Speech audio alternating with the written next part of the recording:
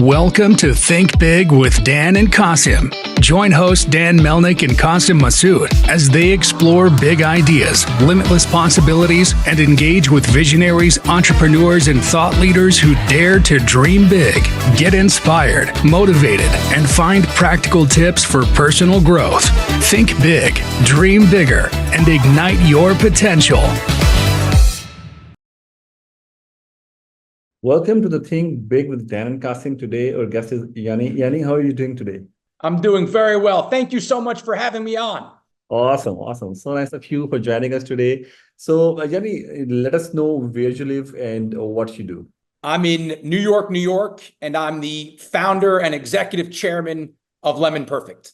Awesome. So, what is this Lemon Perfect doing? Lemon Perfect is a flavored lemon water. It's got zero sugar. It's delicious and refreshing, in about 20,000 points of distribution and growing very, very fast. Awesome. So, what is the secret sauce of growing very, very fast? It's a good question. For me, it really is about the 4 Ps, right? So we talk about product, packaging, pricing architecture, and then people, right? And so it's one of the things that we've really thought about as we've scaled the business is how do we create a great product and a product that delivers an incredible taste profile, right? How do we do it in terrific packaging that stands out on shelf, right? That creates a fashion show, whether it's on the shelf or it's on display or it's in a cooler, right? Pricing architecture. We never want price to be a barrier to entry. We have been able to drive great trial. And when someone tries a Lemon Perfect, they come back in a big way.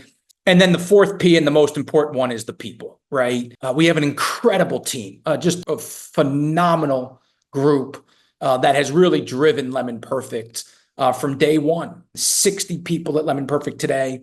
We have a concept, we call it Bleed Yellow. And really, our team is all in. And it's remarkable to see just how hard they work each and every day to go build something really magical. That's awesome for sure.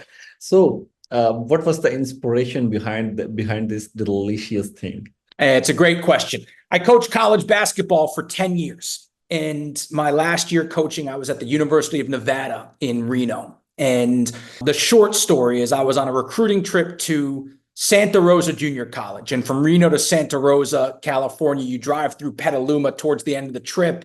I'm a big iced coffee drinker, big iced coffee drinker. I saw Starbucks on the side of the road in a little strip mall. And I walked in, I got my iced coffee. And out of the corner of my eye in the same strip mall, I saw a sports supplement store. I walked in because it was a doubleheader. I figured get a couple of protein bars. And the man working behind the register, he saw my Nevada basketball polo and he said, "Do you work for the team?" I said, "Yes, I'm an assistant coach." He said, "No way. My dream is to be a strength and conditioning coach for an NBA basketball team." So, business cards were still a thing back then. This is 2017. I gave him my card. I said, "Matt, if I can ever be helpful, please let me know." A couple of weeks later, he sent me a draft of a book that he was working on. It was a PDF. It was marked up, a lot of red ink. And it was called the ketogenic diet. And I was searching at the time for some structure in my routine, right? Diet program, training program.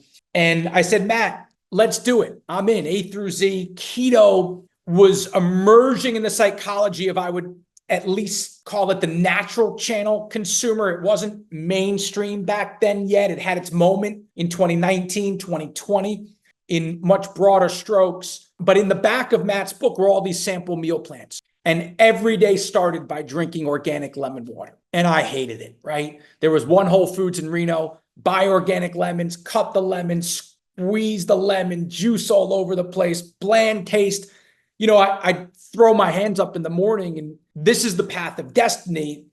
Coach Musselman's wife, Eric Musselman, who was the head coach at Nevada when I was there, he's now the head coach at Southern California. His wife, Danielle, her sister, was on the field marketing team at Buy, which is now one of our larger competitors. And little did I know, this is 2017. This was at the very height of their growth story. We were drinking a lot of Buy around the basketball offices. It was a very innovative product at the time, 1 gram of sugar, good flavor. And I just had a moment. I was in the locker room one day. I had a moment. I said, "Hold on. can we make organic lemon water taste good? And that was the seed of the journey. I didn't run out of the locker room and go start a beverage brand. A few weeks later, the season ended, and I was having lunch with a friend in Santa Monica, California, at a restaurant called M Street Kitchen. And my friend John, he was an angel investor in some consumer businesses, and so he had a good feel. And I said, what do you think of this idea? And he said, I love it. Anything that you can do that can capture a piece of someone's daily routine, right? What they do in the morning when they first get up, what they do at night when they go to sleep, or any point in between is worth going for. And I jumped up, I said, John, I've got it. We're going to go build the morning drink. And that night, this was April of 2017, I Googled how to start a beverage company. And now here we are, 7 years later, we've sold 100 million bottles. Incredible people at Lemon Perfect. And we feel like we're just getting started. That's a real story, I think. I love it. In fact, this is a big challenge to make a lemon water feel good and taste good. So yeah, that's a great idea. So what do you believe sets your Lemon Perfect apart from your competitors? Like, I'm not sure if you even have the competitors.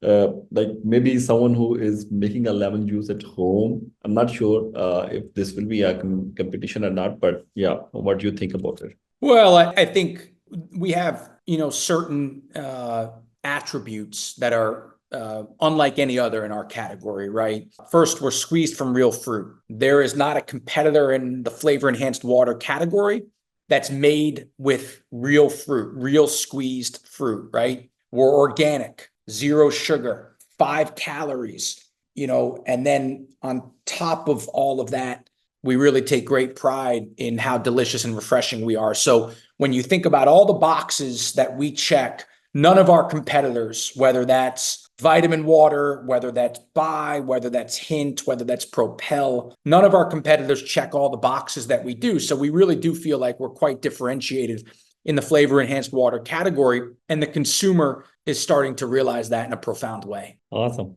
That's great. So obviously every business needs marketing, and marketing is a thing that will give you hype, and that can even help you in your selling as well. So, but this is a very technical thing. Like in today's age, marketing is very technical. There are obviously multi-type of marketing strategies: offline marketing, online marketing, performance marketing, product marketing. So how you look towards these things, and how you are managing these type of marketings? Great question. We've been very focused on product marketing and winning underneath the roof of the retailer, right? In beverage, it's such a field game, right? Win in grocery, win in convenience, win in mass retailers. It's an execution story. And we've spent a lot of our marketing dollars, our marketing investment underneath the roof of the retailer, we call it, right? Building action, building display, fighting for cold space, right? Being really good on promotion, or thinking about promotional strategy with great sophistication, right? And so we really have spent a lot of our energy just at execution, right? We've marketed the product to our distributors, which is really important, right? This past summer, we did a major field marketing campaign. We sampled almost 3 million bottles. We got 3 million bottles in the hands of consumers. So I was, when you have a product that tastes as good as Lemon Perfect, it's really important that you get bottles in hands, right? So all that trial. So it's really, it's in beverage, it's very fundamental. There's a lot of blocking and tackling when it comes to Lemon Perfect. And we've done that. Now, if Lemon Perfect, or when Lemon Perfect finds what I call shopping list magic, right? Customers or consumers that go into a store knowing what they want, then you'll have the whole arsenal of marketing working for you, right? So we've very intentionally been reserved around brand marketing, but we are not so far away from really starting to dial that up and invest brand marketing dollars behind the brand so that we can amplify this thing, especially across digital platforms. Yeah, makes sense. And when you are going on cross digital platforms, at that time, like, have you faced any sort of challenge? Because there is a rabbit hole, like in cross digital platforms. This is the rabbit hole, like you can lost anywhere. So I have seen many cases where people just lost in it and they were not able to know what was the problem, and they spent a lot on it. And after this, after all these things, there was no results. So, have you faced any challenge in it, any challenge in this area, like cross digital platforms? No, we've been very focused on just a few platforms in particular, right? Instacart is really important in food and beverage, so we've invested dollars there. Winning on Amazon is really important, so we've invested dollars there. Those are the two platforms, where we've really invested. We do some SEO work, but we've shifted resources away from converting on our direct consumer platform and more towards winning on Amazon and winning on Instacart, and it served us very, very well. Makes sense. So on the other hand, like there's a major pillar which is marketing. On the other hand, the major thing is customer feedback. So what's the process of getting the customer feedback, and are you spreading this feedback somewhere? Like this feedback is available on your website or maybe in your marketing. So how you are taking this feedback from your customers? And we take feedback very, very seriously. I mean, our reviews on Amazon are something that we monitor very, very closely. Our feedback from our distributors is something that we monitor very, very closely. Our feedback from our retailers is something that we monitor very, very closely because they're so close to the consumer, right? That's the end of the chain, is the consumer that's buying from retailers. But we listen to all feedback, right? And when you have a consumer product that comes from so many different places, right? When you sell, this year Lemon Perfect will sell 35 million bottles. When you sell that many bottles, you certainly have a lot of different people giving you a lot of different feedback. And we continue to be obsessive around innovation and improving our current product and our packaging and everything that goes with that. Because look, ultimately, there is no finish line, right? We are in constant pursuit of, continuing to improve and get better.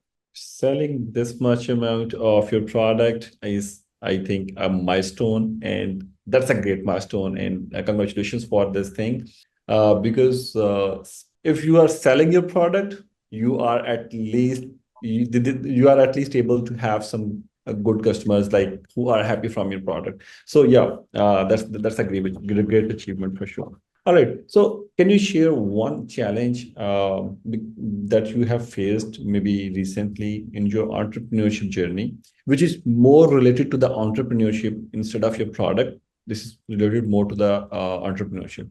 Yeah, look, it's what I've learned is it's not a straight line up to the right. There is no journey of entrepreneurship that will be that. There are incredible challenges, right? There are always invariably going to be people challenges. There are going to be product challenges. There will be challenges around capital raising, right? When the brand is scaling or the business is scaling, very, very fast, the story, feels unbreakable from a capital raising perspective. As soon as the growth slows, it becomes more challenging, right? So you just need to have great perseverance, is what I've learned, if you want to climb the mountain and build a business that ultimately has some sort of liquidity at the end, right? A business that gets there because you've built a product that you've seen a lot of different places, that has a big audience, right? We love Lemon Perfect's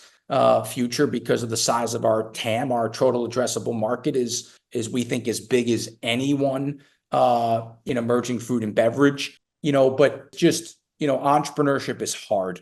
It's really hard because you're not going to dial up the right answers all the time. And so how do you get back up off the ground when you get knocked down, when you get punched in the tooth, and find a way to persevere and believe in what you're building without fail every day, right? We call it competitive stamina. You got to have great competitive stamina. And if you do, you survive, you advance, you survive, you advance, you survive, you advance, you get a little bit better, right? And ultimately, hopefully you get home, right? And find a way into the winner's circle. But but it's hard. And we faced, some challenges in the last couple of years around product quality and shelf life issues. There are team issues, right? Do you have the right person in the right place at the right time? So these are the things that we're continuing to work through. And fortunately, not only are we still in the game, but we're still in the game with a great chance to win. Indeed. So now, do you have any advice for the ones who are maybe thinking about starting a beverages business? You can give any advice. In fact, I can tell you one thing. Once I asked someone about an advice about his business, he said, "I will advise, don't start it." And I'm going to say the same. And I'm going to say the same thing. If you're out there and you're thinking about starting a beverage brand, don't do it. There are a lot of other businesses that are not as challenging, right? You can have a great product, but remember, there's signing distributors, there's getting the product authorized at retailers, right? There's the capital expense of building the brand and driving trial. It is an incredibly capital intensive business. There are only a few winners out of thousands and thousands and thousands that start, right? And I just think that there are a lot of better businesses out there than beverage. Now, what I will say is beverage allows you to dream in a really big way because there are billion-dollar transactions. And there aren't a lot of businesses, consumer businesses, where you see people drink or hold or eat your product in such repetitive manner, right? We have super users that are drinking 2, 3, 4 bottles of Lemon Perfect a day, walking up and down the street and seeing people drink Lemon Perfect. That's a feeling unlike any other, right? There are a lot of businesses that get built that are behind the curtain, that power a lot of things, but they're not front facing in the same way that Lemon Perfect is or food and beverage businesses are. So that's exciting. Right. That piece of it is very exciting. For me, the joy that I get watching someone drink a Lemon Perfect, but also know that they're making a decision that is better for them versus our competitive category and versus other categories. Like that's awesome too, right? To have a chance to impact the health and wellness of the American consumer and eventually beyond. I mean, how special is that? So there's a lot of terrific elements. There are a lot of terrific elements of building a beverage business. It's just almost impossible. Now, we do say hard, not impossible around here a lot, right? So if you want to start something that's got a 1 in 1,000 chance or a 1 in 10,000 chance, go for it. But just know, how long the odds are before you get into it. That's a beautiful advice indeed. So thank you, Yanni. I really enjoyed the conversation and your sincere advices as well. So thank you for joining us today. And before we sign off, can you please let the people know if they can reach you or not? And if they can reach you, where they can reach you? LinkedIn is a great place. You'll find my profile on LinkedIn. I'm also at Yanni, Yanni, on Instagram. So send me a direct message there. I do read all my direct messages on LinkedIn and on Instagram, and would love, if you have not yet, to try Lemon Perfect. I think the best place there is either your local retailer or on Amazon as well. So thank you so much for having me. I really enjoyed this time together. Thank you, Yanni. Stay in contact. Have a good day. Bye-bye. Thank you. Thank you.